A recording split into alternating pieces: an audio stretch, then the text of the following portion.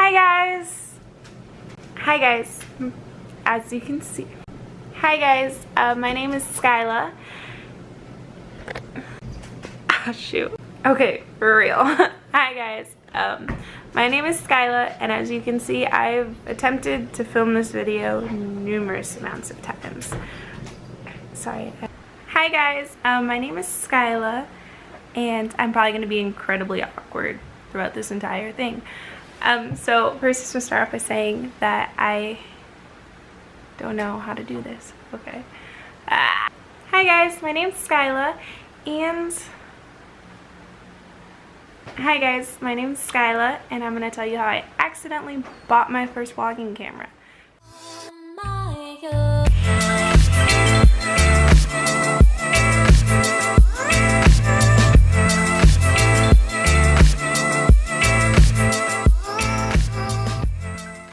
So first off, I've never made any YouTube videos, but they have always fascinated me. I've always gone through the process of like making your own tripod and setting your phone up against like a mirror so you can see.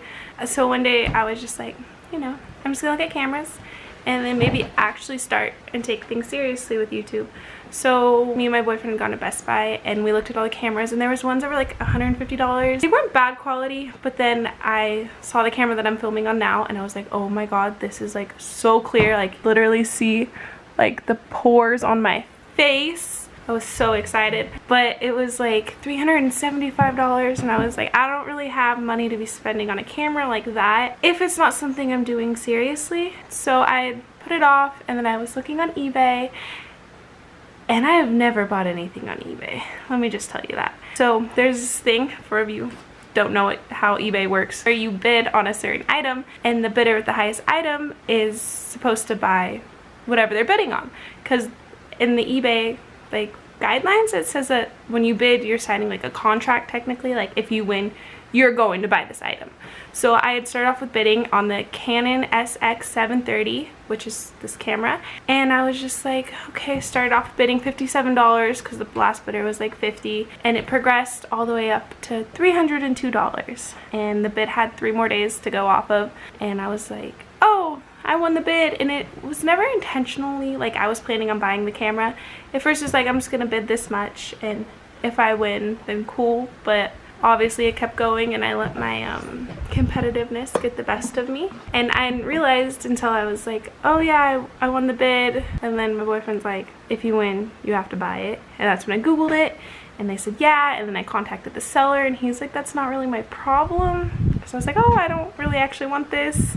So there was some ways I could get around through getting it. Like if I just didn't pay for the item, they wouldn't have shipped it, and that would have affected my eBay account, which I didn't really care about because I don't use eBay, I'm more Amazon. But I bought it anyways, and it's literally been sitting in my room for probably about 2 months until now. So yeah, it's kind of funny looking back on it. Like, wow, you really just spent like $302 plus shipping on something you don't even really use. We took it to Colorado and I got some pretty pictures of like the national forest thing, and I used it for art homework once. Besides that, it doesn't get much done with it. But the reason why I wanted the camera in the first place was to become a part of YouTube, because YouTube's always fascinated with me. Like I can spend all day like walking around my house, doing the dishes, doing laundry, doing homework, listening to other YouTubers like Michelle B and my favorite Sarah's Day. It's just something so inspiring, and it's like you almost feel like you get to connect to them, and I don't know, it's just entertainment. Better than reality TV, better than Netflix, I think. And I feel like I could probably relate to a lot of you. I'm really into like health and wellness, and I go to the gym all the time, and lately I've been trying to focus on cleaning, which my first series will be about the KonMari way, I believe it is. It's how to simplify your life, and I guess if you're organized, you're just supposed to be happier in general. So we'll see how that goes. I've never really been organized, so I don't know how that's gonna work. I give props to these people who do the YouTubes are like 21 minutes long, because it's 4 minutes and 9 seconds and I'm already like, okay, I'm done.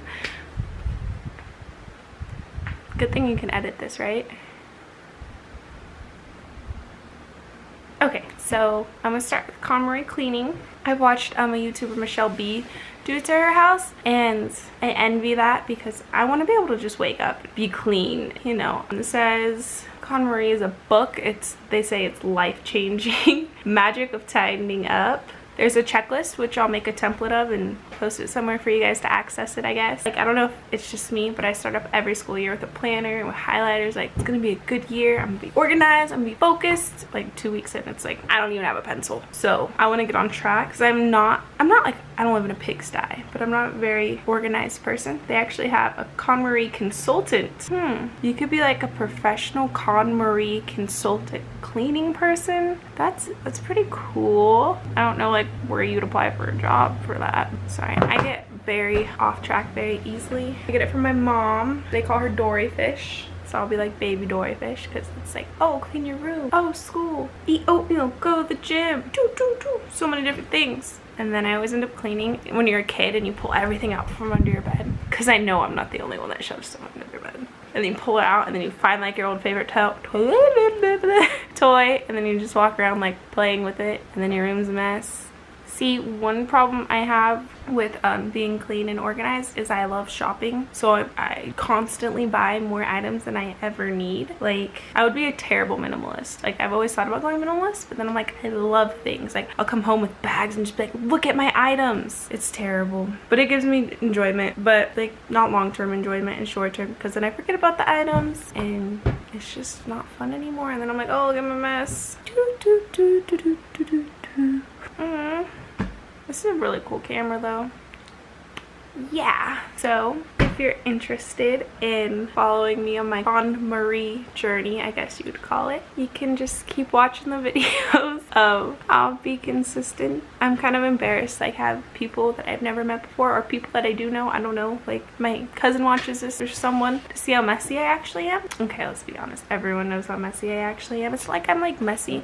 It's just easy to set your purse down on the counter, leave it there, put the mail on the counter, leave it there, and then all of a sudden your counter's covered in stuff. I'm just gonna like open up to my messiness, and I feel okay about that because it's gonna change and it's gonna be clean, and then I'm gonna open up to my cleanness. I see all these people on YouTube with the perfect like white countertops and their pretty house plants and their mirrors and their desks, like their work stationary desks, where it looks like they literally don't touch it. It just looks perfect. I know it's not always like that. I'm like calling all of you out, I think. I don't want to be rude. I'm just saying that we all see all these people online, on Instagram, on Facebook, and we're like, oh, I want my house to look like their house. First of all, your house can look like their house. Second of all, their house doesn't even look like their house. I could be totally wrong. I could just know, like, everyone I know could just be super disorganized. But it's all staged, kind of. But you know, no one wants to show their mess. I mean, that's what I'm about to do. I'm about to show you all my messes. Oh yeah, and one thing is I started to redo my room, because currently when we first moved in here, me and Zach didn't have that much money. So our room was just very basic. It was like all white bedding, which is what I always wanted. And then like hints of like blue and turquoise. Like we had a tapestry. It was not cute. It was just, you know, basic. It was very neutral gender, I guess you could say. And then out of nowhere one day I was just like, I want the room to be pink and gray, and I won't be satisfied till our room is pink and gray. Him being the nice person he is, he's like, okay, you could do it pink and gray. So I said an accent of pink, but we all know it's like 50-50. So this summer I was in the middle of redoing the room, and then we ended up going to Colorado, and I like postponed redoing the room for like a week, and then our room was just full of like a chair and like mini scented candles, and I bought like 2 chandelier lights. It was like half and half, and it's kind of just been in that stage where it's like I finally got all the new stuff like set up in there, and I took all of our old bedding and like picture frames that like doesn't match anymore out, but it's still not clean. It's not dirty, it's just not organized, so I don't feel like I really got anywhere. Like I don't feel like the room's redid. And one part that I'm dreading about this challenge, or I don't know if you'd call it a challenge, I guess you can, some people call it the 30 and 60 day challenge. I haven't quite decided on what time frame I'm giving myself, because I know if I don't give myself a time frame it won't get done. I lost my train of thought.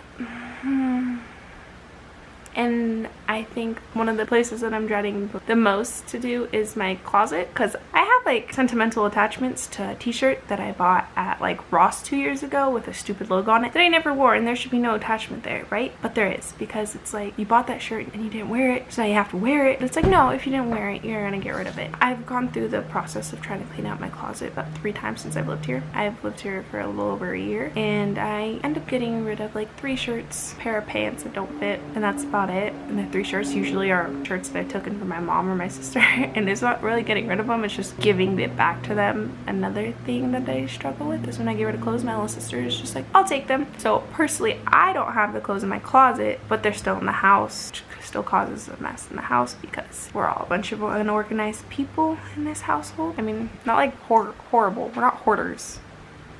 We could just probably fold our clothes more often, but that's what I'm going to start out with, just decluttering.